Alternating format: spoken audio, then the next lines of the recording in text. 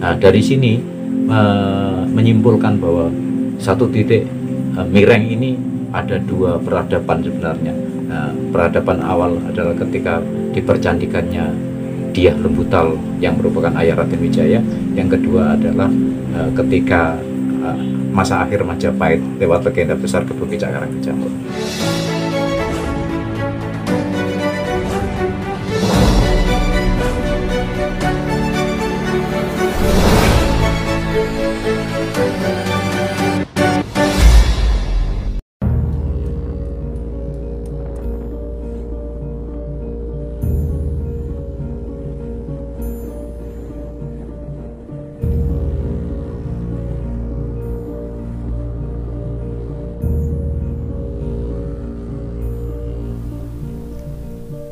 Selain sebagai bagian dari ibu kota Majapahit, Jombang juga merupakan wilayah ibu kota kerajaan Mataram kuno atau yang kerap disebut Medang Kamulan, pimpinan Raja Empu Sindo.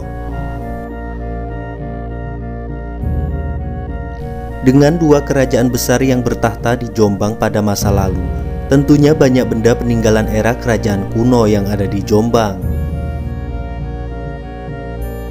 Sayangnya tak banyak benda cagar budaya di Jombang yang berupa candi utuh. Peninggalan bersejarah di Jombang kebanyakan sudah runtuh, hilang atau masih terkubur di dalam tanah.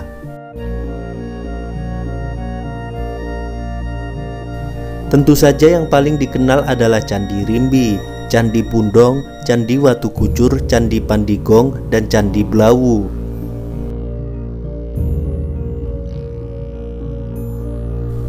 Padahal masih banyak candi peninggalan kerajaan terutama dari era Majapahit yang tertera di kitab Negara Kertagama.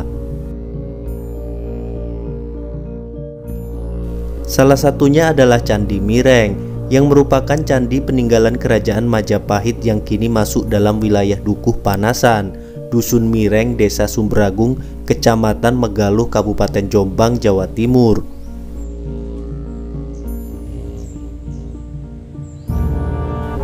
Lokasinya berada tak jauh dari makam Panasan, tepat di depan musola Panasan. Candi Mireng kini sudah berada dalam kondisi tinggal reruntuhan saja. Banyak peneliti yang menemukan benda purbakala, namun tak semuanya memahami maksud dari pembuatan benda purbakala. Berikut fungsi dan kisah yang menyertainya.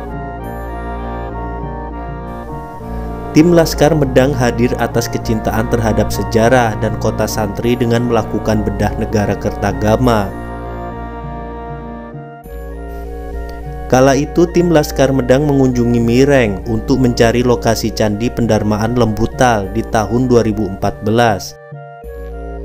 Berdasarkan petunjuk yang tertera dalam kitab Negara Kertagama, Candi Mireng dinyatakan sebagai salah satu titik yang disebutkan di dalam kitab karangan Empu Prapanca itu. Bedah Negara Kertagama yang dilakukan tim Laskar Medang juga dilengkapi dengan ekspedisi di banyak titik, khususnya wilayah Jombang, yang disebutkan dalam Kakawin Negara Kertagama.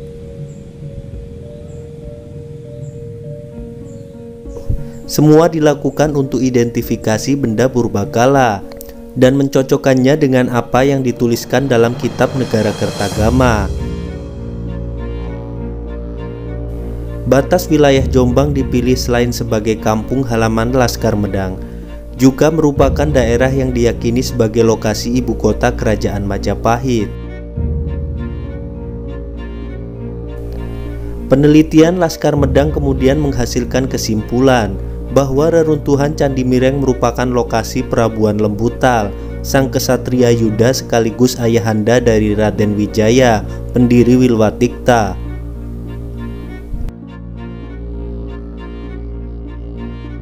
Selain itu, Mireng adalah titik yang dimaksud di dalam kitab Negara Kertagama, Pupu 46 dan 47, yang merupakan tempat dicandikannya Lembutal. Dalam Pupu 46 dan 47 Kakawin Negara Kertagama menyebutkan, Narasinga menurunkan Dyah Lembutal sang perwira Yuda, dicandikan di Mireng dengan arca Buddha. Dyah Lembutal itulah Bapak Sri Baginda Nata. Di pupuh sebelumnya yakni pupuh 46, Dyah Lembutal adalah perwira Yuda. Dari penafsiran Siwi sang Profesor Slamet Muljana, Dyah Lembutal adalah panglima perang di era Kertanegara dari Singasari, kerajaan sebelum Majapahit. Perannya begitu strategis sehingga sampai dituliskan dalam Kakawin Negara Kertagama, bahkan disanjung sebagai sosok yang gagah berani di medan perang. Bisa dibayangkan, sang panglima menjadi penopang utama angkatan perang kerajaan Singasari. Sosok Dyah Lembutal yang dipuji dalam kitab Negara Kertagama disebutkan letak pendarmaannya. Disebutkan dalam pupuh 46, ayahanda sang raja dimakamkan dalam sebuah candi di Mireng dengan arca Buddha. Arca Buddha juga menjadi pertanda bahwasannya Lembutal beragama Buddha, salah satu agama yang dianut penduduk Majapahit kala itu. Bentuk awal Candi Mireng kini sudah tidak bisa diperkirakan lagi karena hanya berupa reruntuhan saja.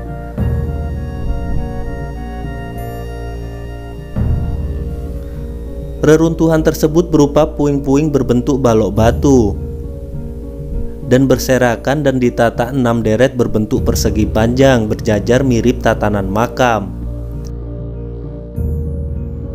Meski demikian, candi berupa puing-puing yang dulunya sebagai penyusun pendarmaan masih bisa dikenali dengan jelas.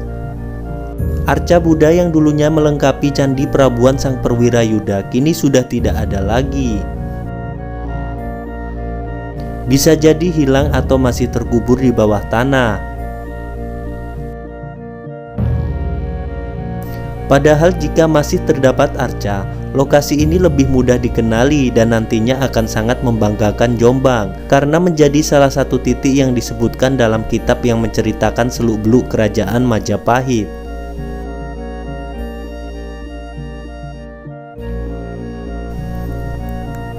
Mireng bertempat di Megaluh yang merupakan tepi sungai Brantas yang kala itu menjadi desa pelabuhan dan sarana transportasi utama mobilisasi penduduk. Selain itu, Megaluh adalah bagian dari pelabuhan kuno yang ramai karena merupakan bagian dari ibu kota kerajaan Medang yang berada di Tembelang. Maka tak heran banyak peninggalan era Mataram kuno maupun Majapahit tersebar di Megaluh dan sekitarnya, seperti halnya Candi Tamping Mojo, Petilasan Damar Mulan maupun Bakalan Prasasti. Mireng bisa jadi merupakan sebagai dermaga biasa yang tak jauh dari Watu Dakon, karena Watu Dakon sendiri adalah salah satu pintu gerbang masuk kerajaan Majapahit dari perairan. Sungai Berantas dulunya juga lebih besar dan lebar 2 atau 3 kali lipat dari ukuran sekarang. Penyusutan ukuran ini bisa jadi karena pendangkalan sungai maupun hanyutnya material sungai. Menarik menurut berita Negara Kertagama karya Pupra Panca era Majapahit, disebutkan di pupuh ke-46 bahwa leluhur Raden Wijaya Narasinghamurti, lebih tepatnya kakek beliau, menurunkan seorang perwira Yuda bernama Dyah Lembutal. Dyah Lembutal ini ayah Raden Wijaya, merupakan pahlawan besarnya Singosari. Nah, ketika beliau mangkat wafat, itu dipercandikan di Mireng dengan arca Buddha. Nah, dari telusuran saya itu saya belum menemukan Mireng untuk daerah di luar Kabupaten Jombang. Kalau nanti ada, akan lebih menarik untuk disanding bandingkan itu ya. Yang jelas dengan temuan batu andesit dan sebagainya yang mengarahkan pada bukti Negara Kertagama ini suatu hal yang luar biasa. Di Mireng sendiri itu sebenarnya ada 2 peristiwa besar yang ditandai, yakni kalau menurut Negara Kertagama adalah percandian Dyah Lembutal yang merupakan ayahanda dari Raden Wijaya, pendiri Majapahit. Yang kedua dari kisah legenda besar Jombang, Kebukit Karangkejambon, di mana ketika terjadi pandemi atau Pagebluk Mayangkara itu dikatakan baru surut Pagebluk itu ketika dikorbankan hewan ules putih atau berbulu putih mulus yang itu didapat di alas Panasan Ngogri di daerah Megalo yang sekarang menjadi satu dengan daerah Mireng itu. Nah, dari sini menyimpulkan bahwa satu titik Mireng ini ada dua peradaban sebenarnya. Nah, peradaban awal adalah ketika dipercandikannya Dyah Lembutal yang merupakan ayah Raden Wijaya. Yang kedua adalah ketika masa akhir Majapahit lewat legenda besar Gebogecak Karangjango. Ketika saya menelusur sejarah desa lewat folklore yang berkembang, itu saya mencoba untuk mengaitkan, menautkan dengan temuan-temuan yang ada. Misalkan secara temuan arkeologis dengan adanya diduga batu andesit yang bertebaran itu ya, yang itu mengarah bisa jadi dugaannya adalah kepercandian gitu. Kemudian data artefaktual di mana di sekitar situ banyak ditemukan keramik-keramik kuno, tembikar-tembikar dan struktur bata seperti itu. Kemudian secara etnoarkeologi upacara adatnya juga mengarah ke sana gitu ya. Nah, di situ memang dikeramatkan. Secara etnografi cerita tuturnya juga mengarah ke Dyah Lembutal gitu. Nah, secara topografi dan toponimi dulu, kalau topografi itu kan berdasarkan peta-peta kuno. Nah, toponimi itu nama yang dulu dengan nama sekarang itu masih ada hubungan keterkaitan. Sehingga kalau dulu ada misalkan ada Watu Galuh, sekarang masih ada Watu Galuh. Dulu Tamelang, sekarang ada Tembelang. Lah dulu Mireng, sekarang masih ada Mireng itu. Itu yang dugaan kuat saya bisa jadi itu adalah percandiannya Dyah Lembutal.